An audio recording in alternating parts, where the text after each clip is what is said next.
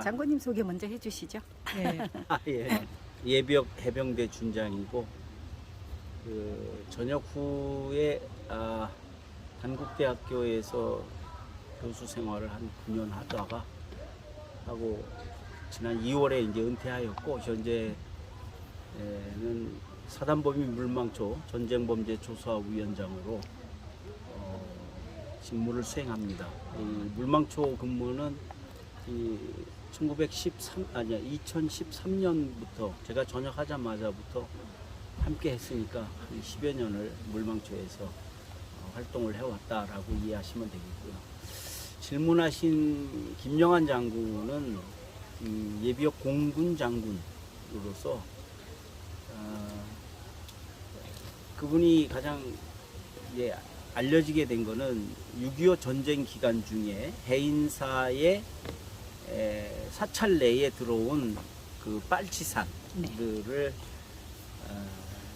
물리치는 과정에서 문화재를 보존하고 해인사 사찰을 보호하는 가운데 물리칠 수 있었다라는 점에서 상당히 그의 공로를 인정받고 있고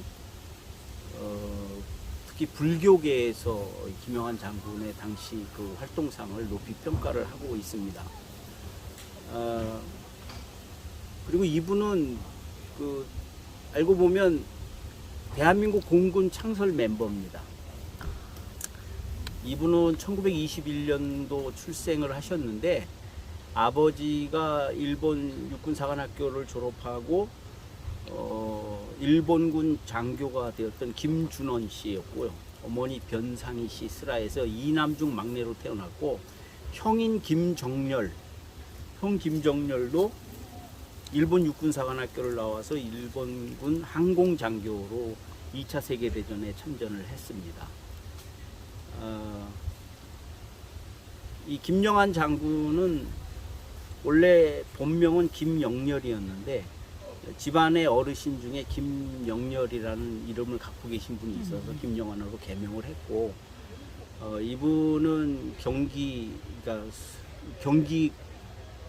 고등학교죠. 지금의 경기고등학교, 당시의 경기 공립중학교를 졸업하고 일본 육군사관학교를 응시했던 낙방이 되어서 일본 간사이 대학, 관서대학이라는데 그 간사이 대학을 선택하게 된 거는 학교 부설로 항공예비사관학교가 있었기 때문에 항공조종사의 꿈을 키우기 위해서 이제 그 학교를 선택했는데 2차 태평양 전쟁에서 일본군이 학병들을 징집을 이렇게 많이 하게 됩니다.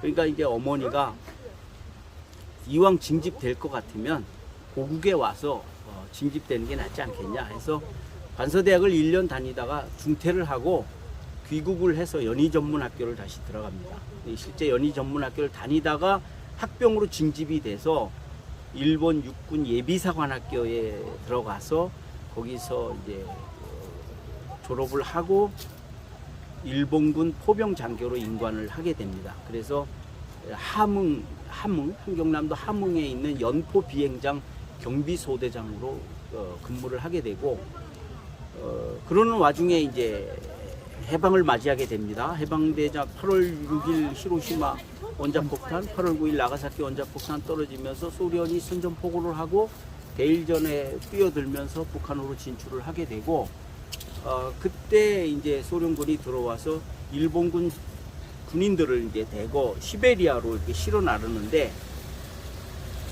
그때 이제 김영환 소위는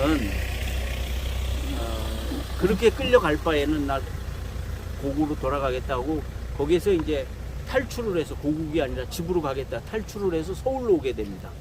밤에 기록상에 보면 뭐 밤에 탈출을 했다는데 하여튼 서울로 와서 남조선 군사영어학교, 미 군정청, 38선 이남은 미 군정청이 38선 이북은 소련의 군정청이 군정을 펼칠 때니까 군사영어학교에 입학을 해서 거기에서 이제 졸업을 하면서 남조선 육군 소위가 되는 거죠. 소위로 임관을 하게 된 거죠. 근데 이제 이분이 결국은 그 후에 이제 6.25 전쟁이 이제 일어났고 6.25 전쟁 전에 이제 49년 10월 1일 공군이 창설될 때까지 이분이 이제 나름 그 여기서 다 설명드리기 뭐합니다만은 하여튼 7인의 그 도남동 7인이라는 공군 창설 멤버들 자기 형과 함께 그 멤버들이 하여튼 노력을 해서 49년 10월 1일 공군이 창설되었고 그리고 이제 50년 6월 25일 북한에 남침이 됐을 때 6.25 참전이 되는데 한국 공군이라고 해봐야 그 당시 미국이 제공한 경비행기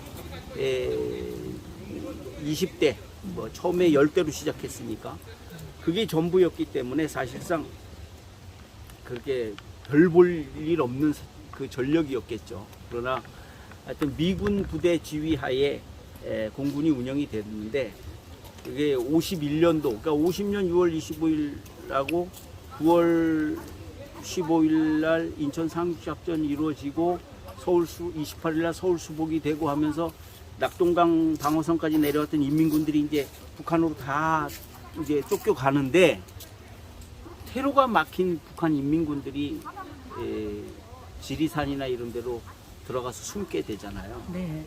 그걸 우리가 이제 빨치산 네. 거기뿐만 아니라 이제 여순 반란 사건으로 도망친 반란군들도 산속에서 만나게 네. 되고 또 인민군들을 도왔다가 했던 민간인들이 이제 국군이 다시 수복을 하면서 두려운 마음에 또 빨치산에 가담하고 뭐 이런 사람들이 이제 빨치산이 그 지리산을 중심으로 해서 이 일대에서 활동을 하는데 51년 이제 8월 달에 여기 이제 해인사에 들어와서 어제 우리가 들어갔던 대적광전에 숨어 있었다는 거죠.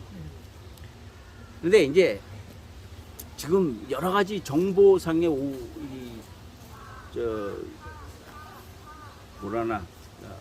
착오가 많이 생기는 게 뭐 미군의 명령을 거부하면서 해인사를 지켰다라고 이렇게 좀 영웅시하는 것도 있고 여러 가지 그러니까 서로 정확하지 않은 정보들을 막 난립이 돼 있는 것은 맞아요. 그런데 제가 여러 가지 자료를 통해서 가장 합리적인 그 안을 찾아냈다 그럴까 본 것이 일반적인 작전 명령은 해인사 폭파해 이런 게 아니에요. 그렇죠. 일반적인 작전 명령은 그게 아니고 실제 작전 명령은 뭐였냐면 전투 경찰 토벌대를 항공 지원하라 이게 명령이었어요.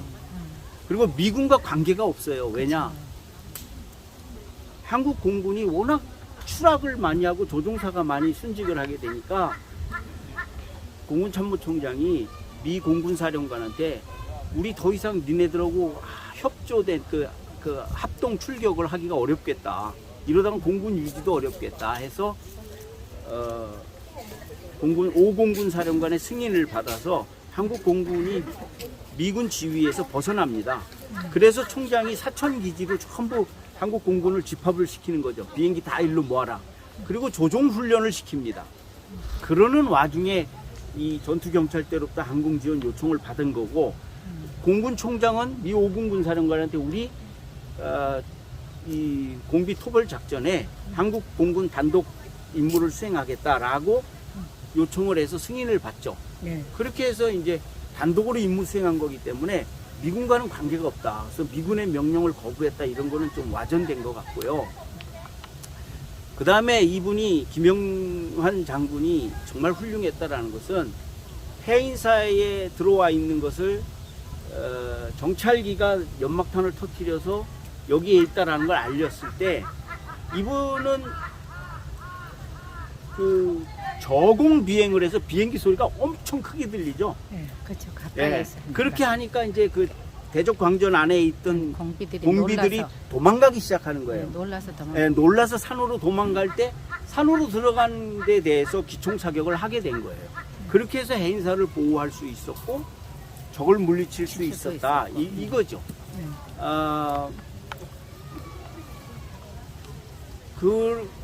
왜 그럼 김영환 장군이 그렇게 참 지혜로운 결심을 했을까 하는데 제가 두 가지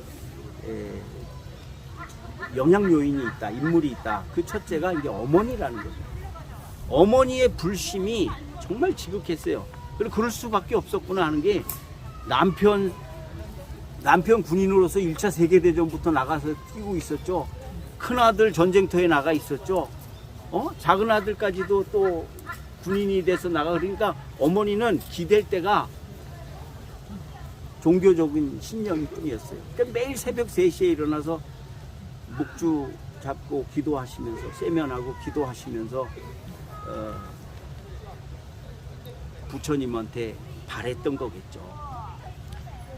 그런 영향을 이 아들들이 받아요. 그래서 실제 큰아들 정렬하고 작은아들 영환을 불러놓고 엄마가 얘기를 합니다. 야, 내가 듣자 하니 숭례문도 총탄 자국이 가득하단다. 보신각 종이 나둥거래, 길바닥에 나둥거래 쳐졌단다. 이런 얘기를 하면서 전투기를 몰고 가서 사람을 죽이려 하지 마라. 사람 모인 곳에는 폭탄 떨어뜨리지 마라. 사찰에 폭탄 떨어뜨리지 말고 능에 폭탄 떨어뜨리지 마라. 문화재가 국민 정신이다. 이 말을 해요. 대단하시나 대단하시네요. 예. 그 영향을 받았다. 그 어머니의 영향을 받았다. 어머니는 제가 책을 통해서 본 어머니는 정말 대장부예요. 대장부예요. 아주 비범한 여성이었어요. 서울 신명여고 나와가지고, 진명여고 나와가지고, 계몽운동을 하면서 강원도 오지에 가서 교사 생활을 하다가, 그, 만화당 예식부라는 사업을 하게 되죠. 만화당 예식부 사업이 커지니까, 일본군 장교로 있던 남편이 전역하고, 그분도 교사로 뛰어들었는데, 오산고등학교하고 배재학교 교사 하다가 사업이 커지니까 거기 남편이 사업에 매달릴 정도로 사업이 커졌어요. 근데 이 어머니가 그 불심과 애국심, 그 부모님들의 애국심, 호국 정신이 그 불교적 신념과 맥을 같이 했던 것 같다라는 거고, 두 번째 영향 인물이 18 전투 경찰대 토벌 대장인 차일혁이라는 인물이에요. 이 사람은 첫째는 개고기를 먹지 마라, 노루를 잡지 마라, 사찰에 불을 지르지 마라.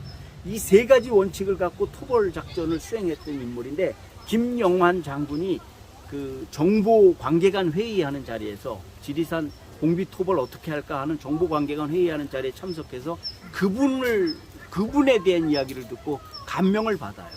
그러면서 김영환 장군이 어머니나 부모님으로부터 받았던 그런 문화재 인식, 호국 정신과 이 전투경찰 토벌대장의 그런 의식을 영향을 받아서 실제 전투기를 가지고 이 가야산 작전을 펼칠 때 그 결심하는데 영향을 미치지 않았는가 하는 그런 생각이 듭니다.